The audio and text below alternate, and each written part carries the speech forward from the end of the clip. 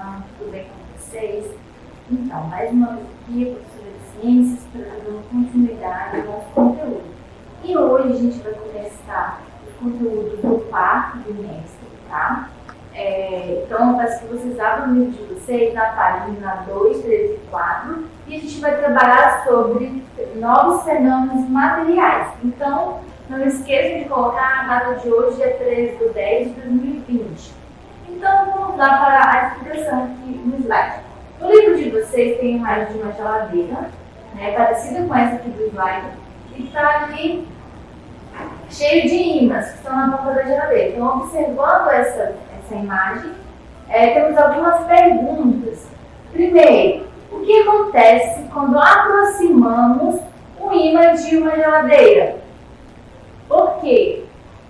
2. Se você tentasse aproximar um ímã de alguma superfície de plástico ou de madeira, ele seria atraído por ela? E aí, o que vocês acham? 3. Por que os ímãs ficam grudados na geladeira? Então, é sobre isso que a gente vai falar hoje, tá bom? Então, vamos continuar no livro de vocês, que tem esse enunciado: magnetismo e eletricidade. Hoje a gente vai falar sobre magnetismo. O que é? O magnetismo e a eletricidade, elas são áreas da ciência que estudam os fenômenos magnéticos e elétricos que podem estar presentes em nosso dia a dia. A atração entre a geladeira e o ímã é um exemplo de fenômeno magnético. Já o funcionamento da geladeira é um exemplo de fenômeno elétrico. Vamos conhecer um pouco mais sobre esses fenômenos agora. Bom, o magnetismo. Então a gente tem o exemplo do ímã aí. Os ímãs, ele tem a propriedade de atrair alguns tipos de metais, que são eles o níquel, o ferro e o cobalto, né? E por isso que eles ficam grudados na geladeira por causa do metal da geladeira.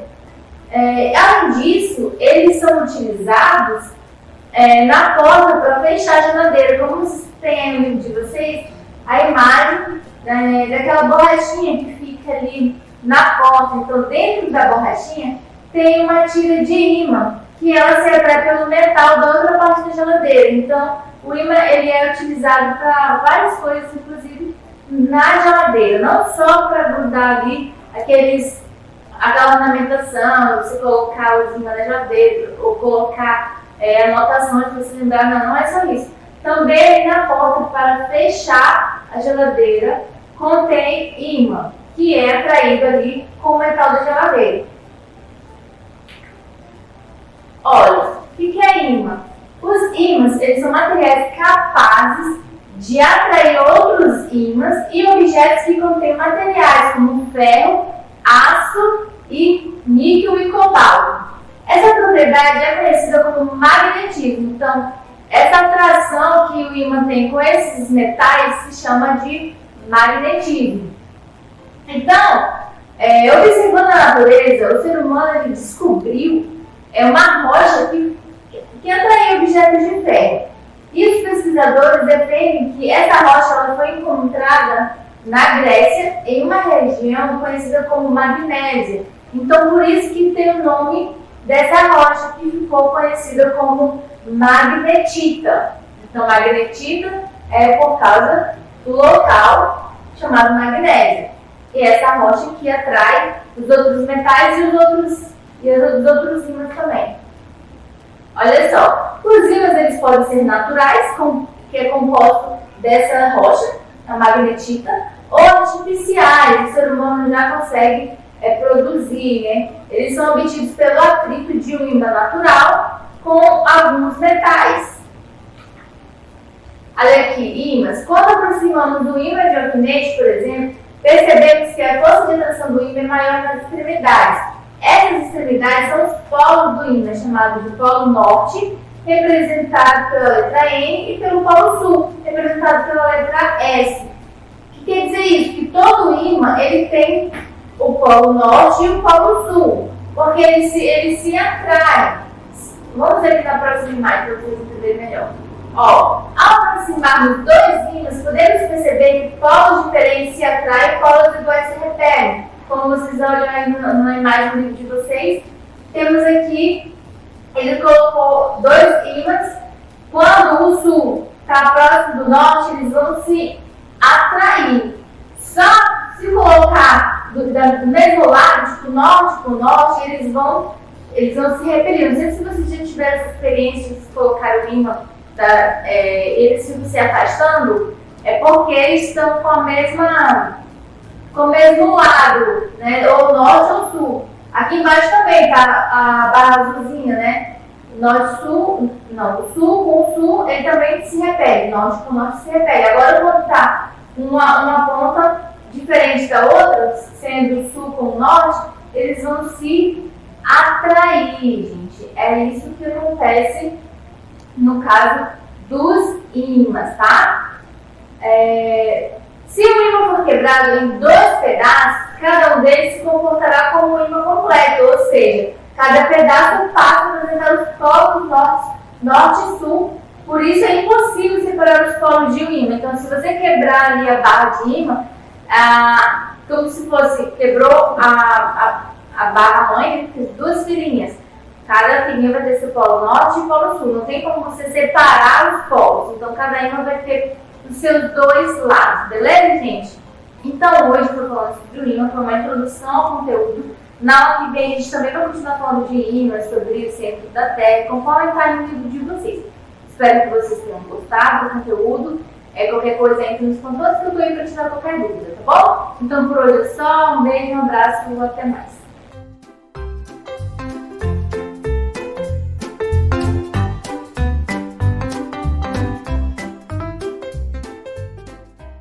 Olá, quinto ano! Vamos iniciar aí mais uma semana de aula, iniciando também o nosso conteúdo do quarto bimestre em Geografia. Então, apresentando aí para vocês o que nós vamos estudar no nosso quarto bimestre. Meios de transporte e comunicação, tá bom? No capítulo 8 do livro de Geografia de vocês. Iniciando aí as páginas 2 à página 4 do livro de Geografia de vocês. Vamos lá. Na página 2, ele vai apresentar essa imagem para vocês. Com conhecimento de vocês sobre os meios de transporte e comunicação, o que vocês, em quinto ano, podem aí saber sobre essa imagem? O que essa imagem está representando para vocês? O que vocês acham aí? Tirem as conclusões de vocês referente às imagens aí. Bom, eu observo, na minha opinião, que tem dois meios de transporte aí, né? Na verdade, tem um meio de transporte e comunicação. Nós estamos vendo aí, primeiramente, que é uma paisagem rural. Então, as duas imagens, tanto a imagem grande como a imagem pequena, está representando aí numa paisagem rural. E aí nós temos uma carroça, né? Que é considerada um meio de transporte. Desde os tempos antigos até atualmente, esse meio de transporte ainda existe.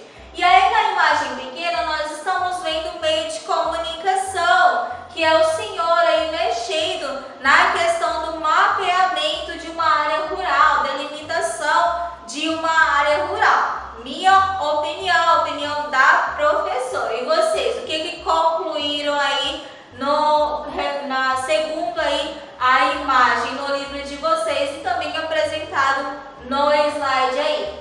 E aí bem embaixo ele está já apresentando algumas questõezinhas, né? Troca de ideias. Na primeira questão, ele vai perguntar aí, essas imagens correspondem ao espaço rural ou urbano? Bem, nós já falamos aqui que representa o espaço rural. Justifique sua resposta. Então nós temos aí ao espaço rural, pois as atividades retratadas são ligadas ao setor primário, pecuária, leite, cultivo agrícola, ou seja, não urbanas. Então todos esses setores, o setor primário está ligado a qual setor? Ao campo, à área rural. Então a gente já sabe que é da área rural. Na letra B, comparando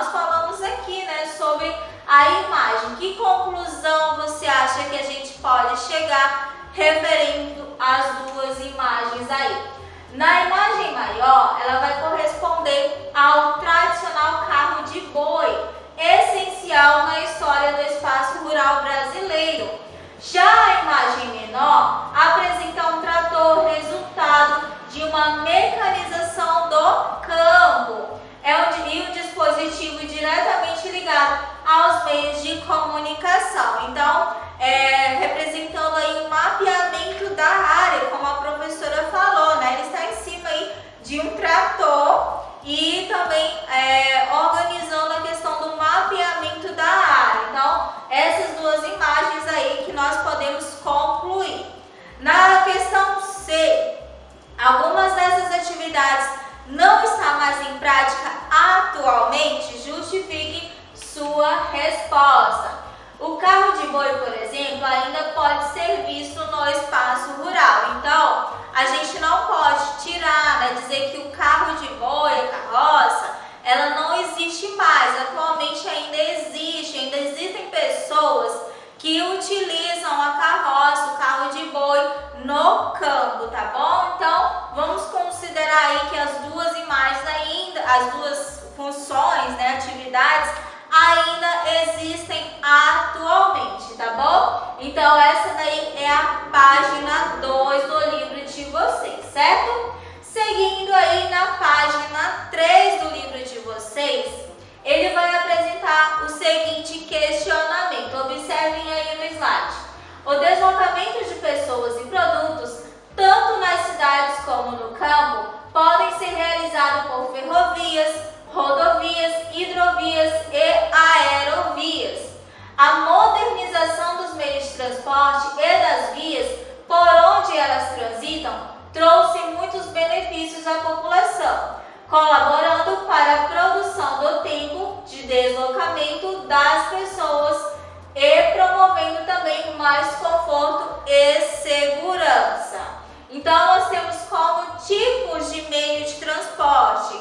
Nós temos os navios, trens, ferrovias e também automóvel. Então, o que esse texto ele está caracterizando aí?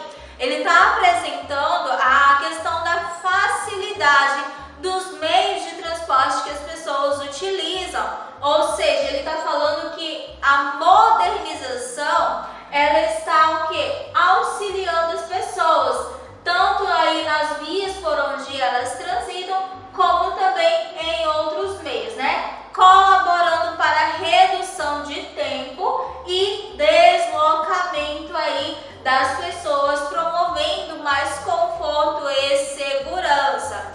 Além disso, a questão também de facilidade, hoje você tem um acesso maior às coisas, com a ajuda também dos meios de transporte. A gente sabe que os meios de transporte são muito importantes para a economia do local e também facilitam a vida das pessoas, tá bom? Então, este aí é um conteúdo que nós vamos estudar a partir de agora no nosso quarto bimestre. E aí ele vai apresentar essa imagem. Eu quero que vocês observem bem esse slide, reparando as duas imagens.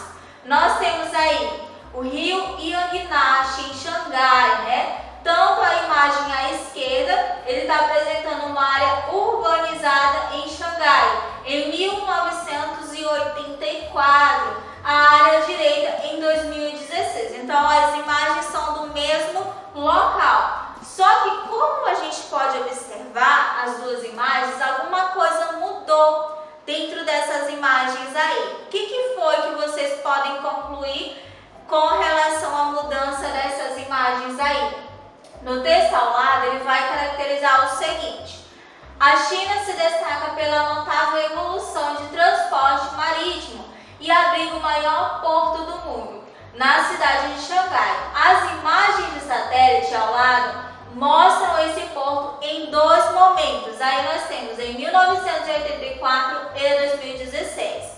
Observe como o crescimento da atividade econômica do país refletiu na cidade portuária. Então, olha só, o desenvolvimento econômico por consequência dos meios de transporte e comunicação também, que ajudam aí a modificação das paisagens de um local, né, da cidade. Então, esse meio de transporte é o transporte aquático, né, os navios representando aí a economia de Xangai.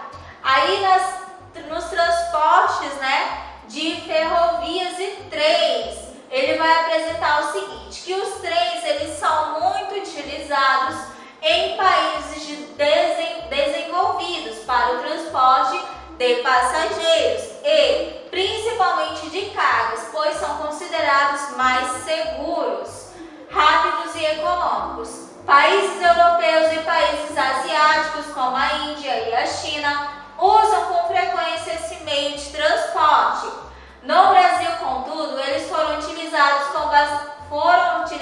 com bastante frequência até a década de 1950, aproximadamente, quando as rodovias passaram a ser as principais vias de transporte do país. Os trens ainda são utilizados atualmente, porém em menor número, tá bom? Então, caracterizando aí sobre esse sistema de transporte, ele vai falar que dentro desse sistema de transporte, eles são mais utilizados nos países desenvolvidos. Como nós podemos perceber aí, esses sistemas de transporte, eles são mais utilizados nos países desenvolvidos, ok? Então, este daí é o conteúdo que nós vamos estudar a partir desse quarto bimestre. Como atividade para a prática, vocês vão reler aí as páginas 2 à página 4. Também vão fazer aí as atividades da página 4 e 5 do livro de geografia de vocês, tá bom? Então, por hoje é só. Bom estudo para vocês e até a próxima aula.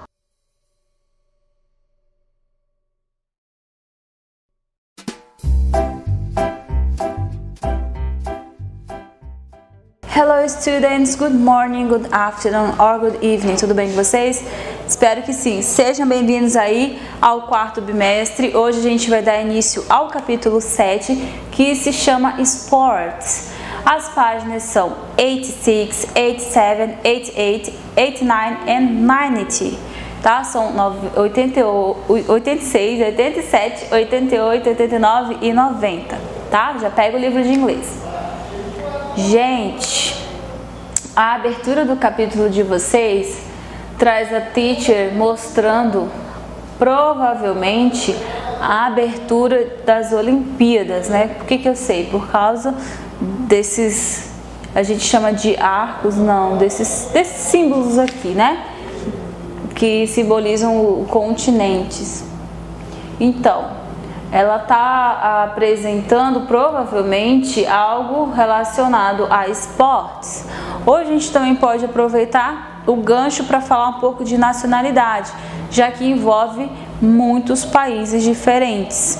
Então aí pode falar também sobre bandeira, porque estão vendo aí que tem bandeira dos países, né? Cada atleta está representando um país com uma bandeira. Então assim, é só para vocês terem um pouquinho de noção de que como que uma imagem ela pode estar envolvida com vários temas, né? Quando a gente fala de nacionalidade, a gente já envolve também a disciplina de geografia. Esporte já envolve a disciplina de educação física, não é? E a gente fala de Olimpíada também, a gente também está falando de história, quando foi criadas as Olimpíadas, como que aconteceu. Então assim, envolve muitas coisas, né? A professora está mostrando isso, mas aí vamos olhar na página 87, ler o que está sendo dito, apresentado. Ela está mostrando aí alguns esportes, como futebol, beisebol, natação e hóquei. Então, para cada esporte, vocês sabem que existe um pouquinho aí tem que ter um pouquinho de segurança no mínimo, né? Por exemplo, a gente sabe que quem joga futebol precisa ter a caneleira, porque pode sofrer, né? Porque quem joga futebol tem a chuteira, embaixo da chuteira, não sei se vocês já viram, tem um solado bem borrachado, aquilo quando corre, né, o atleta está correndo, de repente ele tenta chutar a bola, pega na canela de alguém e se não tem proteção vai machucar e muito, pode chegar até fratura e é muito perigoso. Então assim, isso é só um exemplo. Tem esporte que utiliza um taco, ó, o beisebol tem um taco aí e imagina, né, se isso não é bem manuseado pode machucar gravemente e aí as pessoas precisam, olha o atleta utilizando aí um tipo de capacete, que é justamente para a segurança dele, porque ele vai arremessar uma bola com esse taco, essa bola vai passar muito rápido, alguém vai ter que pegar essa bola E a pessoa que está ali para capturar essa bola vai precisar de, no mínimo, uma glove, que é uma luva bem segura para pegar aquela bola. Que se for só na mão mesmo, gente, machuca e muito, né? Então vamos lá. O primeiro, ela está apresentando soccer. You need shin pads to play soccer. Baseball. You need a bat to play baseball. Swimming. You need goggles. Você precisa, esse goggles é o óculos de natação. Hockey. You need a helmet to play hockey. Hockey, sorry. You need a helmet to play hockey. Esse helmet que ela fala é o capacete, tá? Tá tocando um capacete. Então vamos mais adiante. Aqui eu tenho alguns acessórios de esporte, como já foi dito, né? Ball tem vários esportes. Pode perceber que se repete aí a palavrinha ball para baseball. E tem o American Football, são bolas diferentes, assim como teria se tivesse aqui o soccer, o voleibol, o basquetebol, são todas bolas diferentes, tamanhos, pesos e tudo mais. Então olha só, para jogar beisebol, helmet, ball, bat, glove, knee pads. Esse knee pads é de joelho, tá? Proteção para joelho. Soccer, shin pads, tem esse cleats, que é a chuteira, e goalkeeper gloves, que é as luvas do goleiro. Swimming, swimwear, também conhecida, esse aqui dividido, né? Tem o maiô, que é swimsuit, e trunks, que é a sunga. Goggles, que é o óculos. Swimming cap, que é a touca. Ball, para American Football, helmet e shoulder pad, a proteção dos ombros. Hockey, sticks, que é o taco, um tipo de taco. Hockey puck, que é o disco. E os skates, que são os patins, tá? Então tudo isso aqui são os instrumentos, né, não de futebol, de vários esportes. Aí a gente tem um exercício da 89. Esse exercício vocês irão escrever, relacionar os equipamentos aos esportes correspondentes. Então vocês vão olhar para essas figuras e relacionar qual deles você utiliza para jogar beisebol, qual deles você utiliza para soccer, tá? Então é só colocar o nome desses elementos em cada esporte, tá? Dá um pause, responde e volta aqui pra gente corrigir.